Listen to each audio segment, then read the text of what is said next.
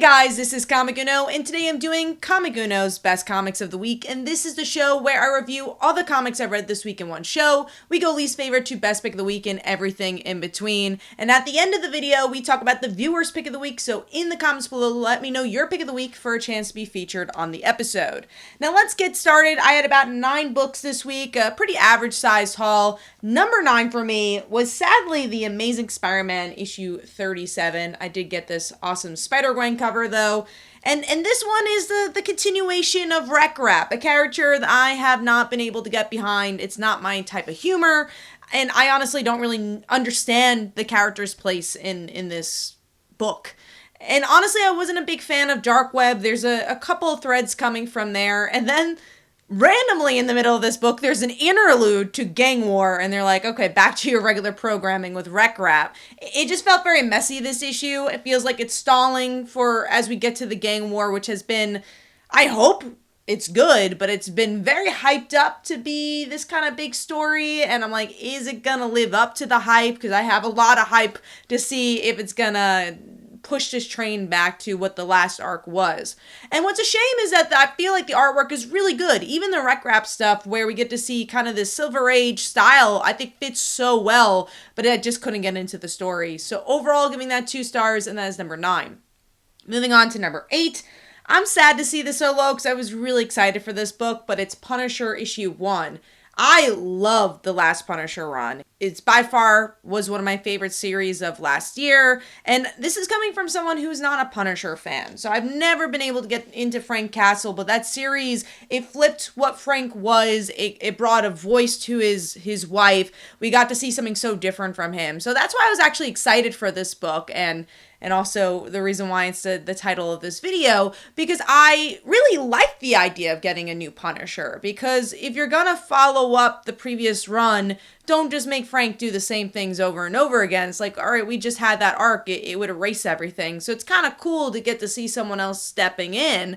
But the person who's stepping in, for me, I could not get into, maybe because I'm not a huge Punisher fan. And it's interesting because the last arc and the last run, a lot of Punisher fans didn't love. It maybe felt very different from what they were getting from Punisher, but for me, that's why I liked it. And maybe that's why Punisher fans will like this series. But for me, as someone who's never liked Punisher, it's kind of the same old, and I could not get into the character because I couldn't find anything different from him compared to Frank, and I couldn't find his voice. Even though I thought the art was good, there's some good action in here, it just wasn't for me. So overall, giving that 2.5 stars, and that is number 8. Moving on to number 7. Also sad to see this so low, and that's Phantom Road's Return, issue 6. I love this book, and I think 1 through 5 did a really good job at pacing and just making us feel interested to see where this mystery is going. This one I feel like slogged a little bit, maybe because it's been a while since the book has been here. But mostly I just thought this was a slower issue. The interaction with the characters, there just weren't...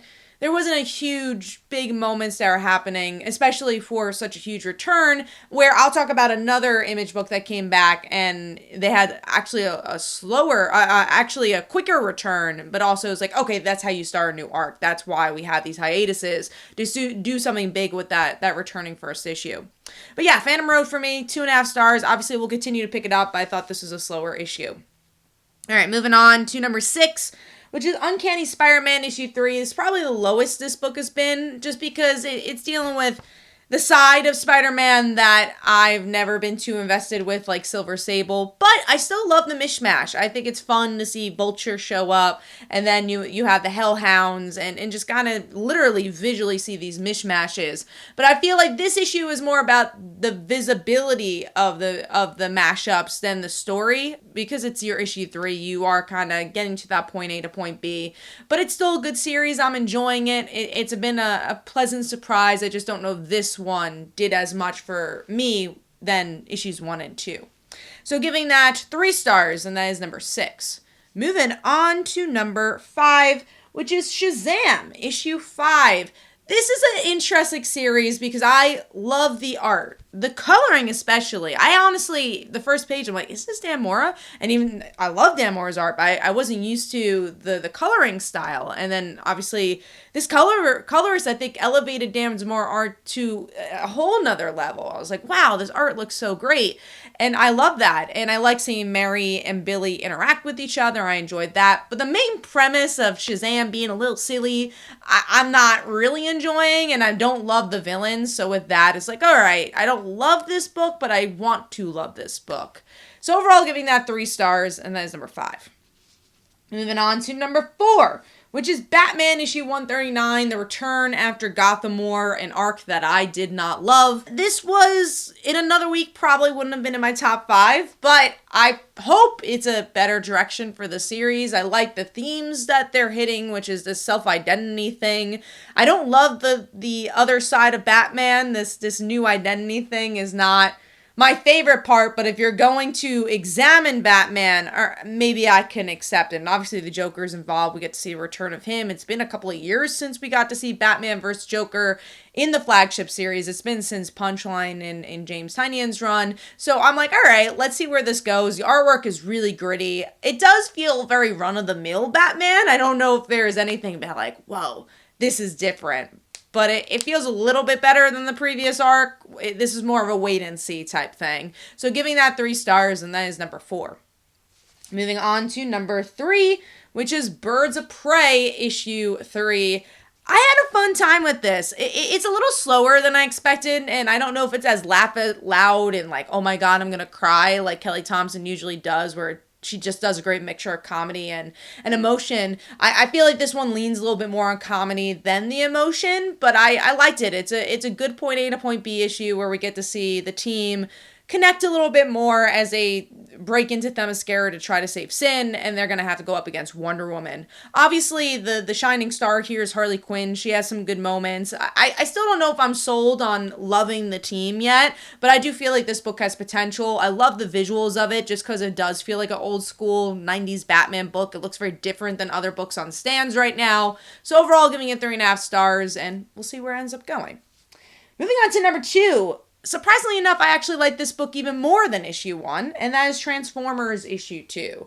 Very solid issue as someone, and I'll continue to say, as someone who does not know anything about Transformers. I don't know anything about the franchise, but I love the creator who's on this book. With that, I think it shows that you can enter a franchise no matter what if you make it new reader friendly, and I thought this issue was even more new reader friendly than the last, where we get to see this beautiful opening of Optimus Prime just looking at nature, admiring it, and then kills a deer by accident.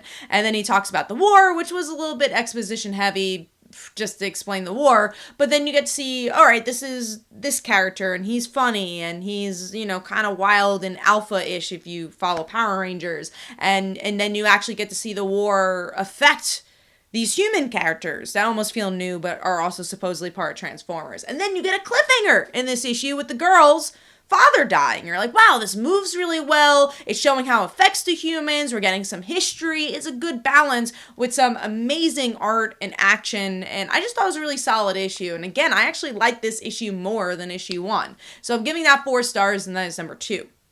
Moving on to number 1, I was alluding to this book before, and that is Dark Ride issue 9. I love Dark Ride, and this is how you return from a hiatus. Again, a hiatus that wasn't even that long, where we get to see an origin story of Halloween, who has been featured in the book, but you only really got pieces from her. Now we actually get to see her emotional core, who she is, and why she does the things she does. And we get to see this stalker trying to get her, and then she ends up killing this person. And you find out the reason she is killing this person is because her soul has been sold to the devil, and so has her brothers, because that is how Devil's Land was created. And I'm like, oh, that's such an interesting twist, and I want to see where that goes, and obviously how that's going to affect her niece, the brother's daughter, because there's definitely some involvement there. It just moves so well, this issue, where it's definitely more of a character-driven issue, but you get those reveals all at the same time. So overall, giving that 4.5 stars. The artwork is really fun for this one, too. Really works. Some really great action here, especially in that death scene as well, and that's my pick of the week. Hopefully you guys enjoyed. This is Comic Uno. Let me know in the comments below what your favorite book was, and last week's viewer's pick of the week was Spider-Boy, and here are some comments about that. hopefully you guys enjoyed, and I'll see you guys in the next one. Bye.